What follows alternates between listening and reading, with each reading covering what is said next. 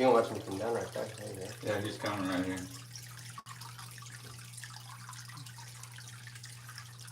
Tony, does that have to be distilled water to go in this, or any water? Any water. Any water? Yeah, you can do it like it. I got this. Okay.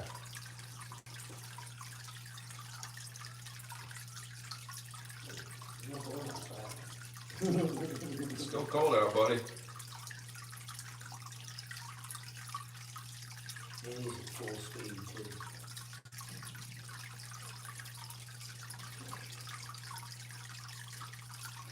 So this is Flash. Flash is a two-toed sloth.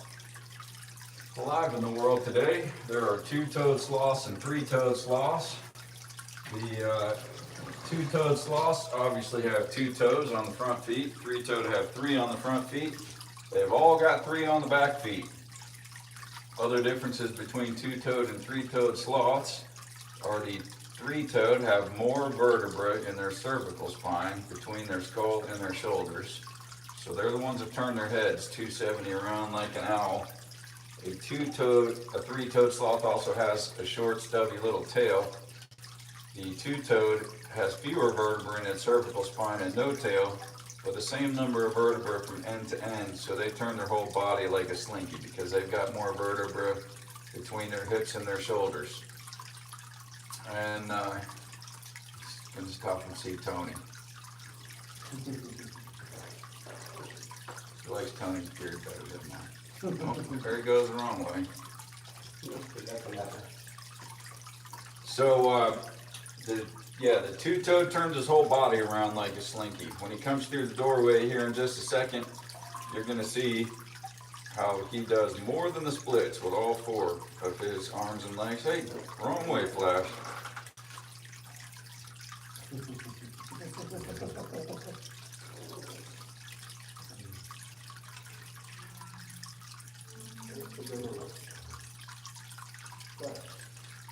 Well, we might see how he does the splits with all 4 of his legs.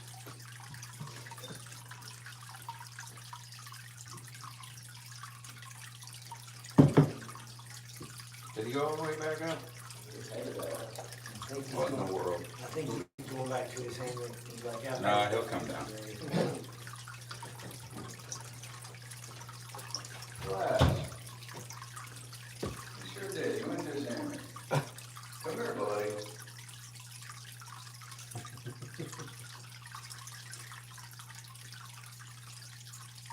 Fortunately, you're the only encounter this morning, so we're not in a big rush. Come down when he comes down. You want to talk about this guy for a little bit? Sure. So while we're waiting on Flash, here is a sloth relative. This is a 3-banded armadillo. This is the only kind that closes all the way up into a complete sphere. That is his tail, that is his head. And this guy is not the kind that you see dead on the roads in the U.S. This guy is a Brazilian rainforest animal. And so when he's closed up like this, he is a complete ball. And then he opens up. He opens up. Testing, 1, 2.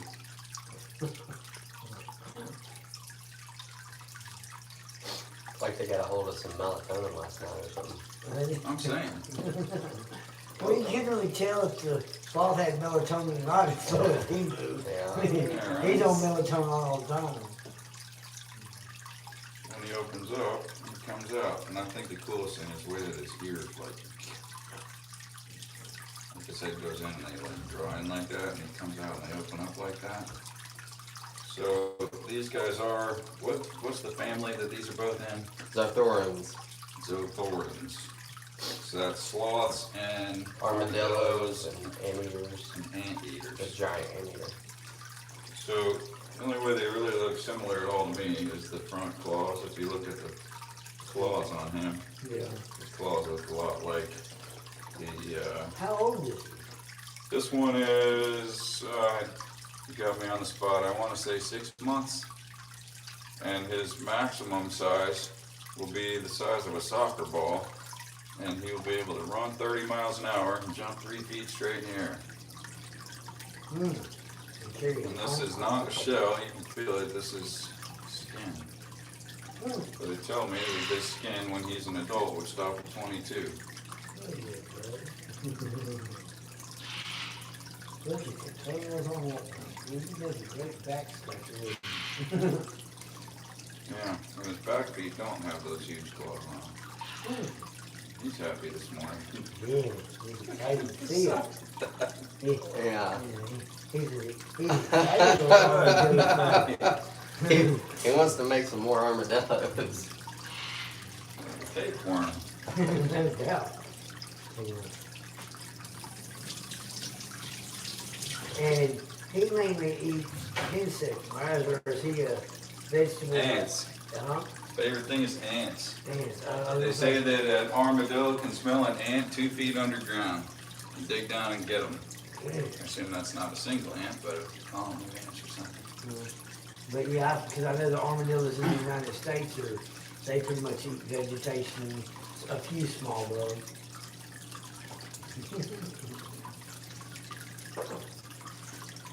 Hey, Flash, come on, baby.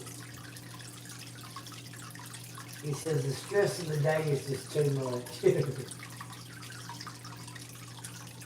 You want one? I do. Very cute. How long do they live? I don't know.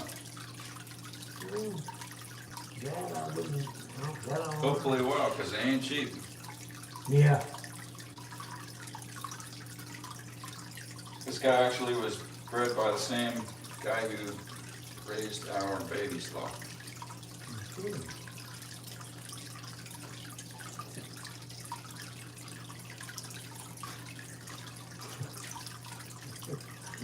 Kind of like trying to talk somebody off the ledge. Huh? Come on down. You'll be okay.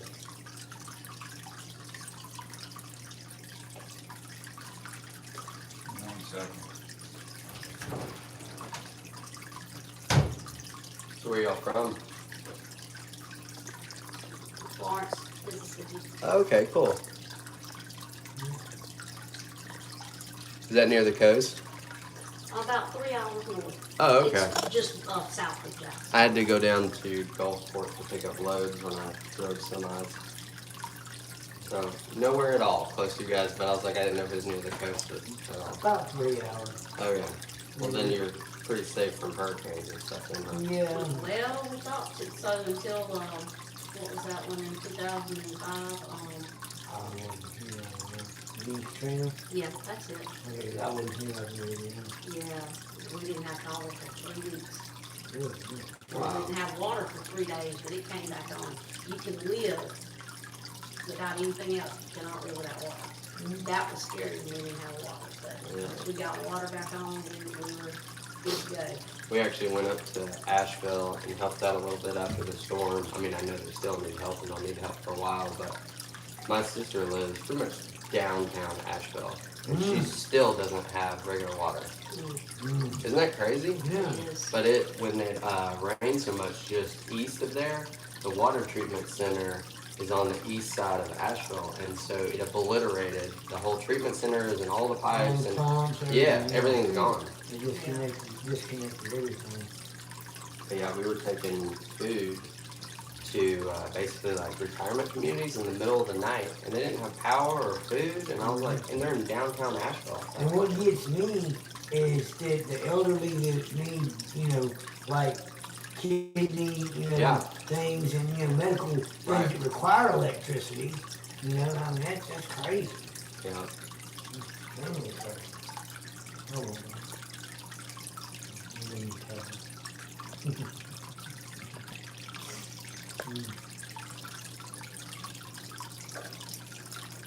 He keeps hiding a little bit.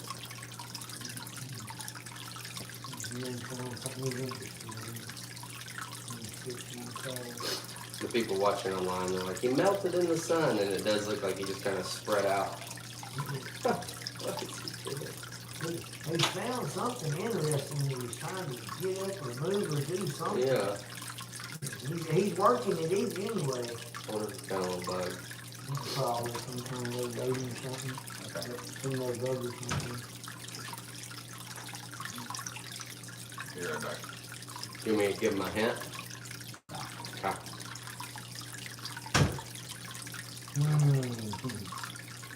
Get ready. I know you and your panic button. It's gonna be good. What's on it for y'all? Yeah, if you like that, after you can watch Armadillo. Yeah, there's a big thing in it. It looks like he's walking in high heels. It does, don't it? It looks hilarious. They call them army for armed Armadillo. They call them Baku, like the little Pokemon things Yeah, that roll up. right. And he will eventually just be in the enclosure here with Flash because they have the same climate that they want. Right, and they're saying they were relatives and with the same climate. Yeah. Not so bad. The only thing that's annoying is when you go into that, you can't get them up underneath that leg. Yeah, he balls up, you can't. Yeah. That's his defense, he balls up, and you can't do anything with the ball. He's just checking out your equipment, making sure it's top on.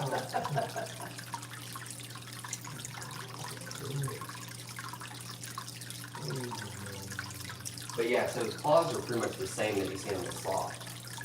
Yeah, And then the fact that they can curl up all the way is the same thing as sloth. Like we couldn't do that, but they have extra vertebrae right. in their spine. And so with the sloths that you'll see, you can see how they can twist all the way around. Like they look like yoga masters. It's fine. Yeah, so when you It's dart to the feet and go in there. It's alright. Everything, there's just stuff down there. Yeah, I need one of those. I know what I want for Christmas. Good. You can't even fit.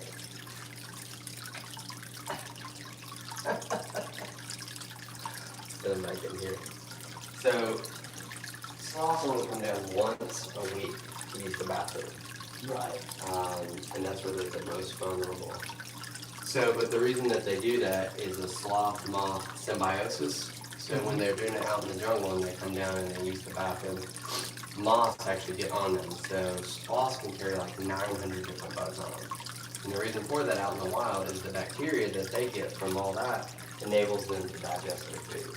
And it goes in your fur. Yep, it grows on their fur. That's exactly right. And their fur actually has like microscopic cracks in it right there. Mm-hmm. And that's what enables them to be healthy. Like it absorbs it into their fur, into their skin, into their digestive system. Here we monitor the food, so like if it's too dry or whatever, we'd give them more fruit.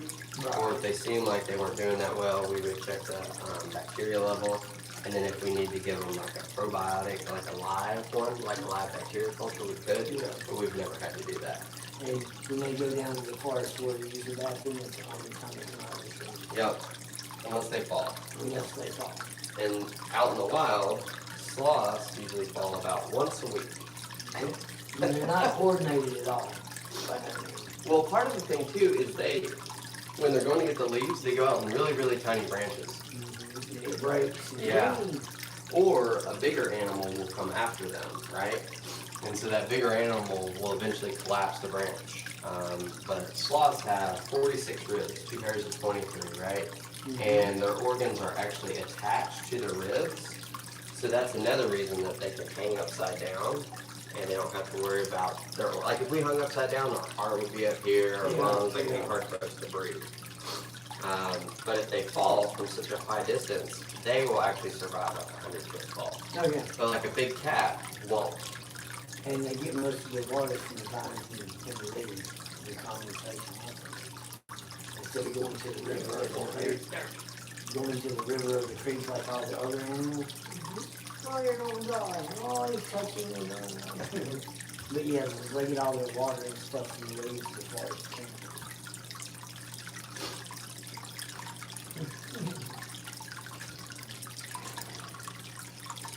You guys are probably not old enough to remember the movie Roots, are you? What movie now? Roots, slavery movie. Yeah. Luther King Day. Yeah. Roots, So my favorite line from that movie Yeah. is when he says, they taught me in the army, when plan A don't work, use plan B. I remember that line. Put you off the one. This right here is Plan B. Oh. When the star don't show up, you bring out the guest star. This is the guest star. Come here, baby. Oh, good morning, sweetheart. You woke me up. Good morning, sweetheart. Oh, what a good girl you are. So this is Zoe. Zoe is also a two-toed sloth. Zoe is not related to Flash. She will be a year old on December 16th. And you are welcome to pet her. She is a ambassador raised animal, which means unlike Flash, we hold this sloth. So Flash was in a static display for all of his life before we had him. Well, for 2 years, which was his whole life before we had him. So he was just behind a sheet of glass and people looked at him. And this one, conversely, was raised by humans. So she was with her mother until she was done nursing, which they only nursed for 6 weeks. And but from 2 weeks of age, she was held by people every single day, from 2 weeks forward. But always returned to her mother, and you can hear these spinning seeds right here. So she was held by people every single day, but always returned to her mother. So the guy who raises these has been doing it for about 24 years now. And he's got a really great system where his animals are clicker trained. So click, click, click, I'm going to take your baby, but it's going to be back. Right. And it doesn't stress the mamas, and therefore it doesn't stress the babies. And so the babies get all the social and nutritional benefit of being a mother-raised, mother-nursed animal, while still getting the social benefit of being a people-oriented animal from 2 weeks of age.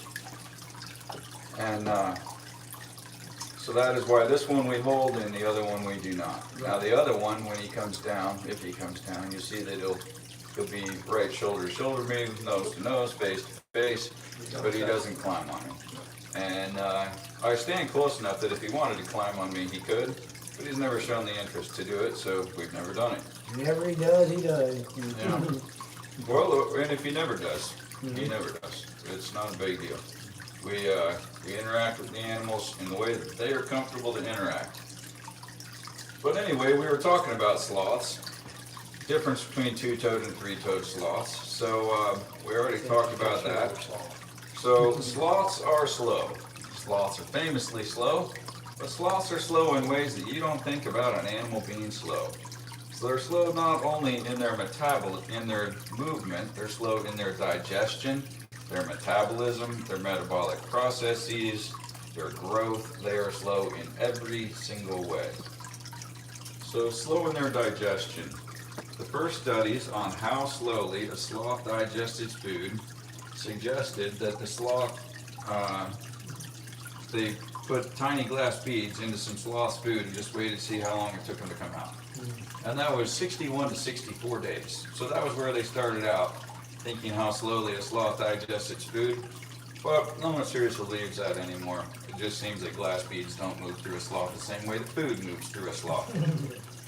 So the prevailing thought right now is somewhere between 18 and 30 days, based primarily on what the sloth ate.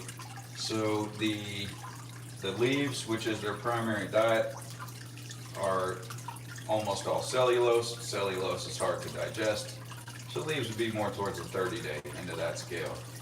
Then fruits and veggies are easier to digest, so those would be more towards the 18 days end of that scale. The sloth, while it digests its food really slowly, it eats crazy much of it. So the sloth only goes to the bathroom 3 or 4 times a month, so 7 to 10 days between trips to the bathroom. And they eat 10% of their body weight every single day. So that means they might have eaten 100% of their body weight between trips to the bathroom.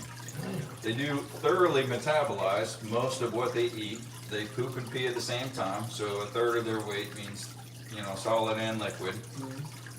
And but they only go 3 or 4 times a month. So when they do, it's epic. So putting that, so the adult guy up there that we saw just briefly, he weighs 15 pounds. He eats 1.5 pounds of food every single day. So putting that to human perspectives, I weigh 180 pounds. So if I was going to eat 10% of my body weight every single day, that would be me eating 18 pounds of food every day, or 18 16-ounce porterhouse steaks, or 30 or 40 cheeseburgers, depending who made it, or 5 or 6 large pizzas every day, and going to the bathroom 3 or 4 times a month. That would be So- miserable.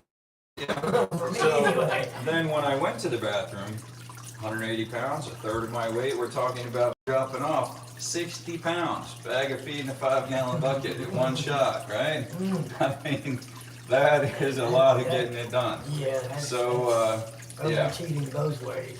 Yeah, it doesn't sound quite as, you don't really get your head around it when you say 10% and 1/3 when you talk about 18 pounds and 60 pounds for me. So, the sloth comes down the tree, same, and let me show you guys something here right now. So, and let Kevin zoom in just a little bit in between you because we've talked about that. When she stands back up here in a second. No, you're good. I'm not. So when she stands back up here in a second, when she just has gone to the bathroom, she'll be cylinder shaped. So this will be basically straight down like this. When she is getting ready to go to the bathroom, which in the next day or two she will, she gets to be pear shaped. So see the way she comes out on the sides like that? This is, she's got a 4-chambered stomach and she is pretty much full up with food right now. In the next day or two, this sloth will go to the bathroom again. And then, and we'll try to show a video of this. I would think probably 2 days from now, you'll see, and you can, we're on TikTok live almost every day. And so if you guys check it out, I mean, you're in person here to look at the way this is a pear-shaped animal right now. When she goes to the bathroom in another day or two, she'll be cylinder-shaped We again. gotta check that out. And so that makes it convenient when you're deciding, you know, what you have to do to plan around the sloth going to the bathroom. Because when she does, it's a lot. I mean, How long it's does a it take lot. her? A couple minutes. Oh, okay, wow. Yep. So when That much weight, yeah, would you imagine? so, and that's part of their nature. So the sloth lives in the tops of the trees, right? When the sloth is in the tops of the trees, it is completely safe from every kind of predator except an eagle. So, and the reason that they're safe in the tops of the trees is like the adult only weighs 15 pounds. So any predator that is large enough to threaten his life can't come far enough out the branch to get to him without the branch breaking. And if they do press the issue to the point that the branch breaks, they'll both fall from the canopy to the floor of the rainforest. It's a little bit springy, but still you're talking 80, 100-foot drop. It's going to kill the cat. And the sloth is going to look up at the cat, or look over at the cat and go, ha, ha. And back up the tree he's going to go, and he is going to be fine. And you can keep giving her leaves. I just want to show the shape of her while she's towards the She end of the... don't want me to feed it. Say, zo, zo, zo, zo, zo, and she'll look at you. Zo, zo, zo, zo. But she don't want to eat it. You know, my daddy, I don't know. She stopped eating a while ago, and then you handed her one, and she just ate it Well, all up. if you give it to her and don't hold it, and once she starts biting it, she'll eat it. But if you She's hold not it, she doing won't that. take it. You feed her. Well, she ain't gonna take it from me. Like you said, she's about ready to She use the did a while bathroom, so, see, she's about ready to go to the bathroom, so she's not. Oh, look at that. See, I Once told she- you. Once she bites it, it's hers. You wanna bite it? You wanna bite it, but once she bites it, she takes it. But if you hold on to it to her to eat it, she's like, I don't want it. She's finished. So, when they're in the tops of the trees, they're entirely safe from every kind of predator except an eagle. And yet, they come down the same tree, same side of the tree, every single time and go to the bathroom in the exact same place that they always do. So that makes very little sense, right? Because that is the normal cause of death for a sloth, is when they come down to the tree to go to the bathroom, they're caught by a predator. So while we don't believe in evolution around here, obviously, we believe in creation. They were created a specific way, and that specific way is that they come down and they go to the bathroom straight on the ground. And the reason that they do that is the sloth-moth symbiotic relationship. So the sloths need moths, and the moths need sloths. So there is a particular kind of sloth moth, Dr. Seuss. So there is a particular kind of sloth. I said it again. There's a particular kind of moth called a sloth moth that lives nowhere in the world except in the fur and the poop of a sloth. So when the sloth comes down the tree and gets his hiney all the way right to the ground and lets it rip on the same pile, the moths jump off of the sloth, lay their eggs in the poop pile, and back up onto the sloth. Some of them lay there and die. And it's a row your boat thing. So the ones from the last time they came down the tree that were laid as eggs are now larvae. Ones from 2 times ago are now moths. So the newest moths jump up onto the sloth and they live their entire life on the sloth. The only reason that they leave the sloth is to drink water from a nearby leaf that, you know, the cup-shaped leaves up on the top of the rainforest canopy, or where they get their water. And the I just didn't want to grab that. That's fun. yeah, gotcha. She's just playful. I never knew before I had a baby sloth that sloths could be playful. Looks like she wants to. Nope. No, no, we're going back to Daddy. So I'm supposed to have her stuffy down here for her to transfer on. She transfers on the stuffed animals so she doesn't grab one so hard.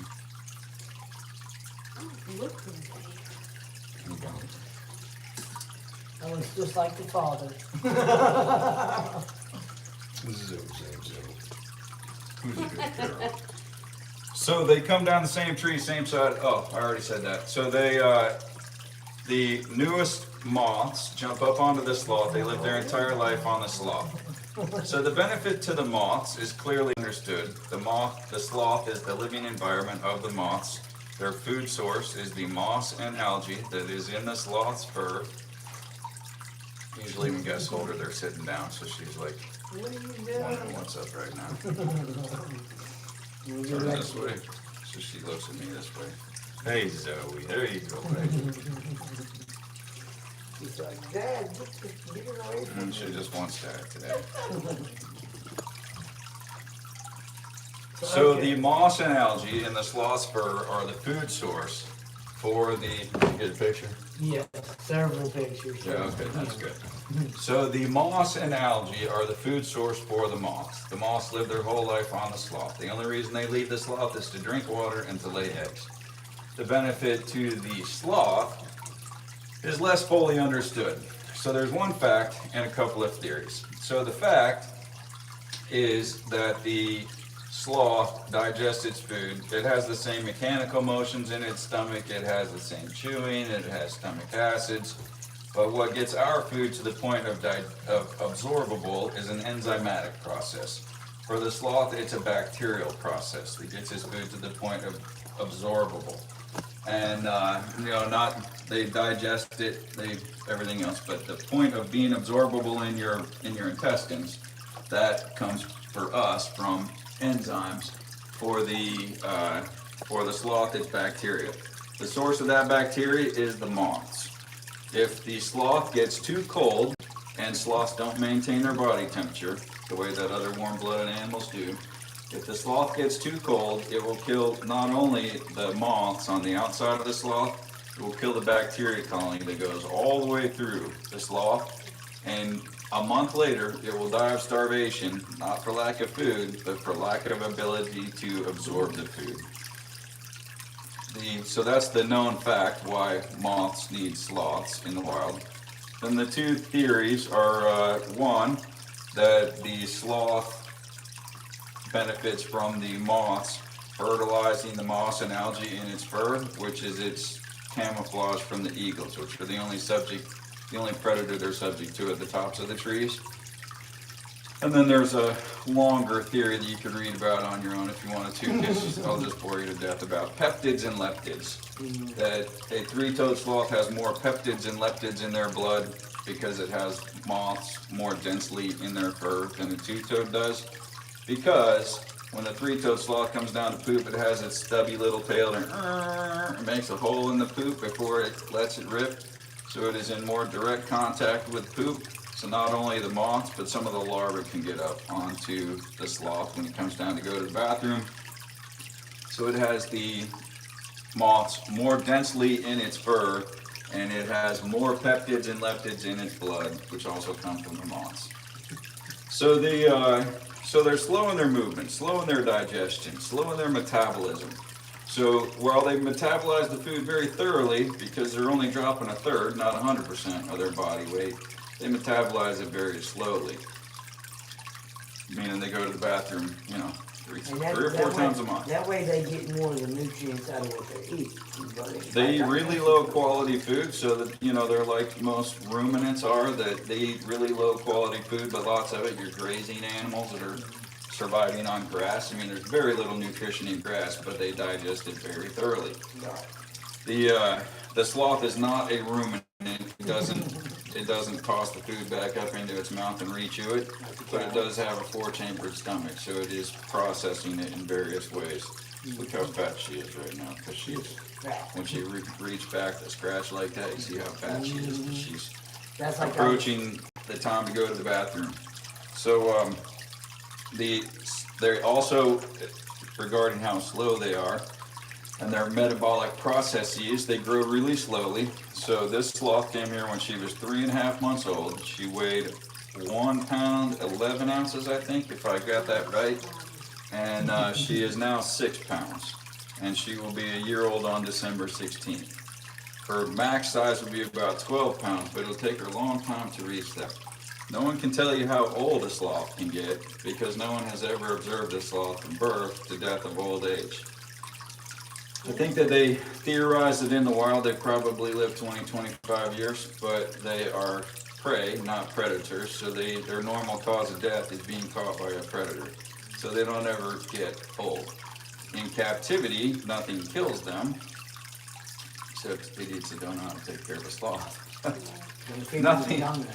Nothing kills a sloth in captivity, so they live a long time.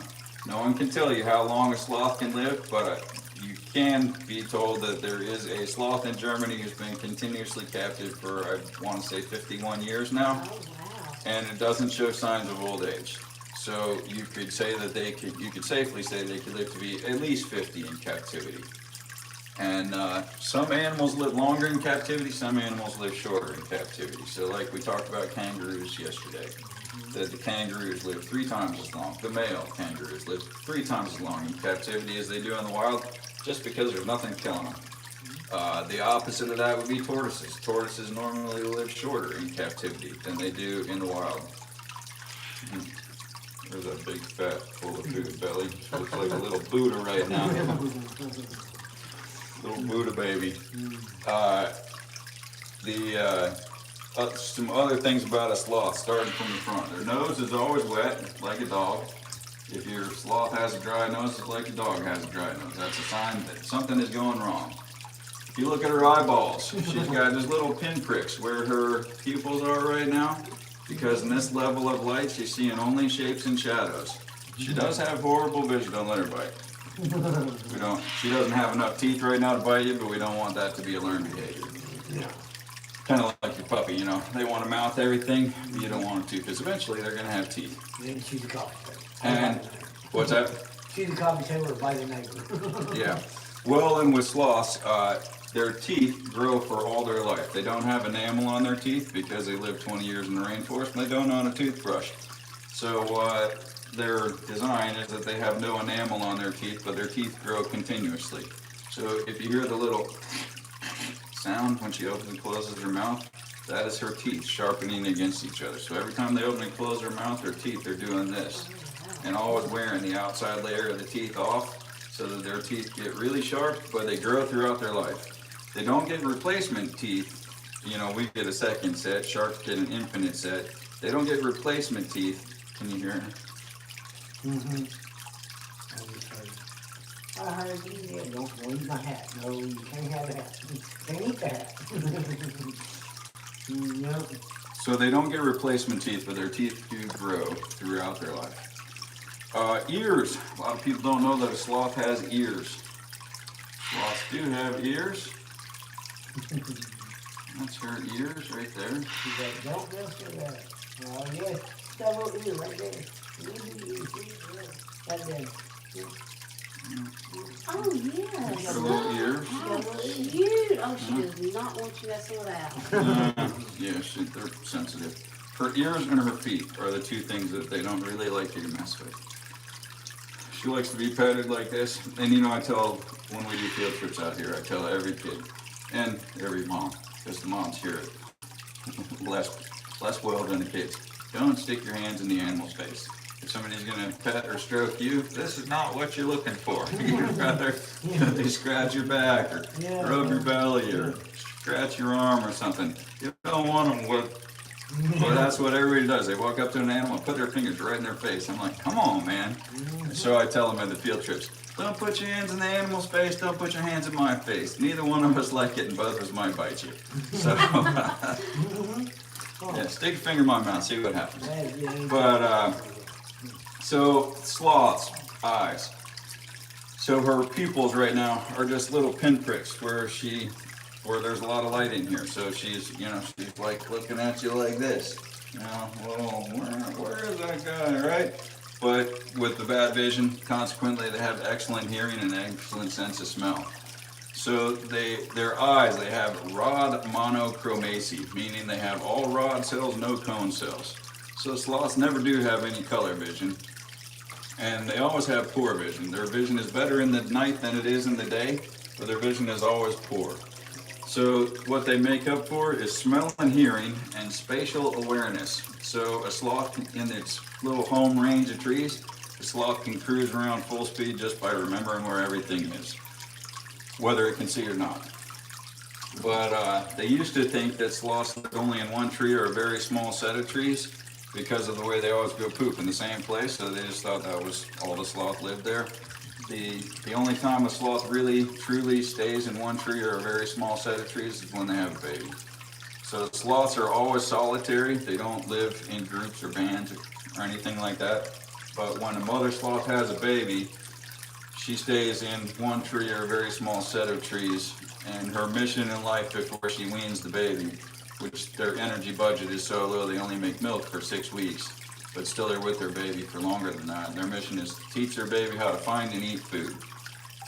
And so then when the mother weans the baby, the mother leaves the home range and leaves the baby in the home range. So their feet are like monkey feet. See the way her feet are like that? And you can touch it right there. Feels like a monkey's paw would. You see the way she moves her foot, like all the way around. Must have a ball and socket joint, I don't know. Sloths are crazy strong. So that per gram of muscle tissue, a sloth is much stronger than a person is per gram of muscle tissue. A sloth can do a one-arm pull-up by any of its 4 arms or legs and then hang there for days. When the sloths are hanging from branches, they're hanging like this, right? And the sloth can hang there for days like this. And the reason for that is for us, our stress state is this. That's exerting energy. Our relaxed state is that. That's exerting no energy. For a sloth, its stress state is this. That's exerting energy. Its relaxed state is that. That's exerting no energy. So when a sloth is hanging in the tree, it is so true that it is exerting no energy at all, that if the sloth died, it would not necessarily fall. It could continue to hang there dead until something rotted or something knocked it out of the tree. The sloth has 46 ribs, 23 sets of ribs. Is that right? Yeah. I have chemo brain. Sometimes I just lose facts. And, chemo does that. And it's been 20 years since I had chemo. Eventually I'm going to have to think of a different excuse. But, yeah. Actually, it's been 25 years, 24 years since I had chemo. Yeah. So yeah, 46 ribs, 23 sets of ribs, because they're long and slinky like, and they've got their intestines and their guts, and they hold lots of food in there. So they need more to keep them safe. Because they hang upside down, their organs are actually attached to their ribs. Ours just sit below our diaphragm and are cradled by our hips, or not our hips, our pelvis. Yeah, theirs are actually connected, so while they're moving all around and hanging upside down and inside out and back and forth and sideways, their organs stay in the same place because they're connected to their ribs. Their feet, both the two-toed and the three-toed, all have 3 on the back feet. This is a two-toed sloth, but on the back feet they've got 3. And on the front feet, the two-toed has 2. The three-toed would have 3 on the front. What do you guys think about sloths? I actually want one to put in the trunk. Yeah. No, yeah. It's amazing how they can know. She's white and that's a bad habit. But that's how they turn their head and move and things like that. Yeah. And how they move so, like a turtle, they move so slow, but live so long, you know? There are a lot of similarities. I own tortoises and I own a sloth, and I look at them. There are a lot of similarities. I mean, one's cold-blooded, one's blooded, one never leaves the ground, one rarely comes to the ground, but yet they have overlap. So a sloth doesn't maintain its body temperature. Its core body temperature is whatever the outside air temperature is, because it doesn't have the energy budget to warm its own body. And in the rainforest, that's okay, because the daytime high is in the mid to upper 80s, the nighttime low is in the high 60s, but their body is making that range of temperatures every single day. Which that's part of the trouble of owning a sloth, is you have to very carefully maintain their environment or you'll have a dead sloth. And the tortoises and the sloths both move crazy slow, but even at crazy slow, before I owned sloths and tortoises, they're quicker than I thought they were. So the tortoises time forgot to close the gate, and the sloth was across the street, up the hill at the front porch of the White House, across the street The tortoise. in 1 hour. No, The tortoise. yeah. Oh, did I say sloth? You did. Yeah. No, the sloth doesn't walk across the street. The tortoise was across the street, up the hill. So, I don't know, half a mile in 1 hour. But I didn't think a tortoise could go half a mile in an hour, much less purposely to walk up the gravel driveway, up the blacktop driveway, find its way through the gate, get across the street. It blew my mind that the tortoise was over there. And the sloths also, they're famously slow, but when they're startled, they can go quicker than I thought they could. I mean, you've seen her move her arms kind of quick, 3 or 4 times. And you know, when they're going out that slow, but they can come right down like that, return to relaxed state. So she has the energy they have the energy to move fast, but that's exerting energy and they really don't. In a burst, they can move quick in a burst. burst. Okay. So like his misting system in there, which you're a contractor, we talked a little bit about the difficulties of making a sloth environment. Oh yeah. So you know, we have to put these walls in so that it can have the humidity, but the walls are washable. Right. And that was why we had to change from through the HVAC ducting to a misting system, because these walls can't take 60-70% relative humidity without having You significant have mold mold and issues. rot and everything else. But when we first put the misting system in there, when it would kick on, he'd be like, ah, and he'd scurry down the tree, across to the outside and up into the corner outside. And he could do that in, I don't know, 30, 40 seconds. So that must be 50 feet per minute. Yeah. But you know, for a short burst, he's not going to go cruising across the forest that way. Right. But he can get away from See how strong she is to lean all the way back like that? That's my back. Yeah, mine too. I need a wheelchair with that move. But that's because all the rubber blade is back. And from being really strong. Yeah. No, you stay with daddy. I ain't got nothing for you. She's got to go up to mom and get her breakfast. She hasn't eaten her breakfast yet. Okay, what does she eat for breakfast? She eats organic long grain rice cooked in a rice cooker with 5 or 6, just a few pieces of lamb rice dog food for a little bit of protein in it that are dissolved until they crumble. Right. And shredded sweet potato. And And a couple people have asked about that diet. That is the diet that's recommended by the guy who raises these sloths. He's been doing it. He's been doing the babies for 24 years. He's had sloths for longer than that. So, you know, when somebody has a better recommendation than somebody who is who's a doctor of veterinary medicine and has professionally raised sloth for more than 2 decades, I'll be willing to listen. But until then, you know, we're gonna go with the pros' opinion. Yeah, I'm going with this rather guy. than the commenters. Ramen noodles and chicken broth. Yeah, I don't know. That is awesome. So how long will she be on the food, y'all, the rice and things like that? So we regularly send pictures and weights and videos and stuff to the breeder who bred and raised this sloth, Right. and we strictly follow his advice. Well, And when he tells us it's time to shift her over to more and different foods, then she'll start to go to her adult diet. But when I'm not the pro, I've had sloths for 4 years, but he's had sloths for 25. so if he So says I'll that follow he- his opinion. Oh, yeah. And we also send him pictures of poop. Yeah. Yeah, we send him pictures of poop, we send him weights, we send him all kind of information. He's a great guy. He really is in it for the sloths. He would be the one to know that's too dry, too wet, too whatever. Yeah. Well, I mean, it has been a few years, we're pretty good at it, but still, I'm not against having a professional opinion to back me up. I agree 100%. And we do have a vet who comes here and takes care of all of our animals, but, you know, he's backed up by University of Tennessee vet school. Right. That he can get professional opinions from them on anything that he doesn't know. How hard And is then- it to find a exotic vet? Because I know the guy knows about the horse, the cow, and you know things like that. But when it comes to, hey man, my sloth has a runny nose, you know, how hard is it to find a vet? We are extremely blessed to have the vet that we have because he knows what he knows and he knows what he doesn't know, and he's not so prideful like many doctors and veterinarians are to be the one who's, you know, I gotta call because I said so, you know, he is perfectly willing to reach out and do what needs to be done to get the correct. I gotta call advice, somebody. not I'm just- not sure, yeah. even though I know as much as I do. That's a good thing. And the University of Tennessee Vet School is a significant resource that helps us out with some animals, and then, you know, our sloth vet in Miami helps us out. I And built the Hopkinsville, Kentucky exotic animal mortuary in Hopkinsville, Kentucky for college. mortuary. Where all like the zoo animals, like the giraffes, the rhinos die.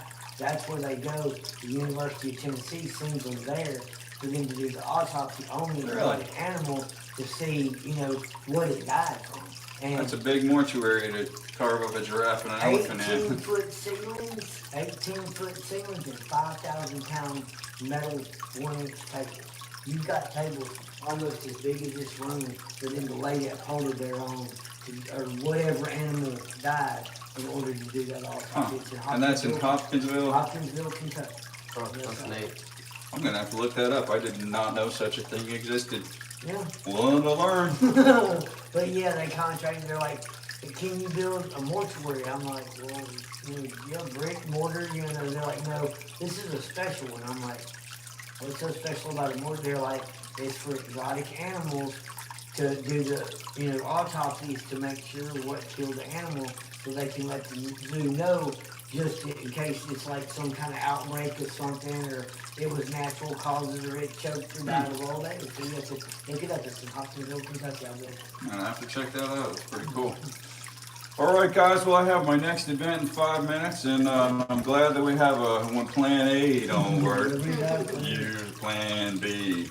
Very few people are disappointed when we have to upgrade to the baby Oh, sloth. he's a little stressed. He's had a rough day. You know, I mean, animals are animals, and we don't. I like to be I mean, that way. this is just an example that we do not. We don't force our animals to do anything. If he's having an off day, he's having an off day. Yeah, We I'm will going to be adjust. sloth. I'm going back to my hammock and hardtail later. Yeah. I'm moving slow. All right, well, I gotta take little girl back up to mom so she can eat her breakfast. Well, y'all have a blessed day, and it was a wonderful visit, and I look forward to coming back. All right, we appreciate you being here. I'm gonna look up this mortuary in Hopkinsville, Kentucky. Yes, sir.